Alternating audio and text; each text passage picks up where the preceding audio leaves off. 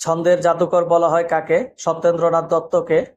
প্রতিদান কবিতাটির রচয়িতাকে? জসিমউদ্দিন। পুকুরে মাছ আছে কোন কারকে কোন বিভক্তি? অধিকরণের সপ্তমী।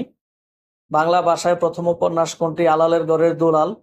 সূর্য দিগলবাড়ি উপন্যাসের লেখক কে? আবু ইসহাক। কোনটি মনসামঙ্গলের চরিত্র? লক্ষিন্দর। বাক্যের অপরিহার্য পদ কোনটি? ক্রিয়াপদ। অলিন্দ শব্দের অর্থ কি? বারান্দা। সে স্কুলে গিয়েছে বাক্যটি পুরা গঠিত বর্তমান। চাঁদ কোন শ্রেণীর শব্দ? তদ্ভব। অনুতাপ কোন সমাস? অব্যয়ীভাব সমাস। ওরা কদমালী নাটকটির রচয়িতা কে? মামুনুর রশিদ। কত বঙ্গাব্দে শ্রীকৃষ্ণ কীর্তন কাব্য প্রকাশিত হয়?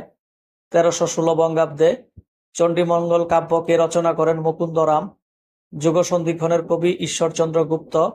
বসন্তে ফুল ফুটে কাব্যে বসন্ত কোন কারক? অধিকরণ কারক। কোনটি ইংরেজি উপসর্গ? ফুল।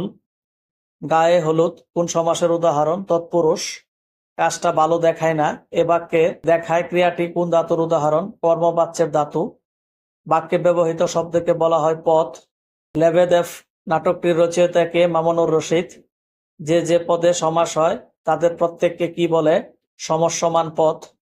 অবাক্ষ জলে নেমে স্নান এর এক কথায় কি হবে? অবগাহন।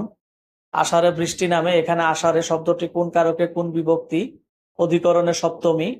হারামণি কোন সমাস? কর্মদ্বারয় সমাস।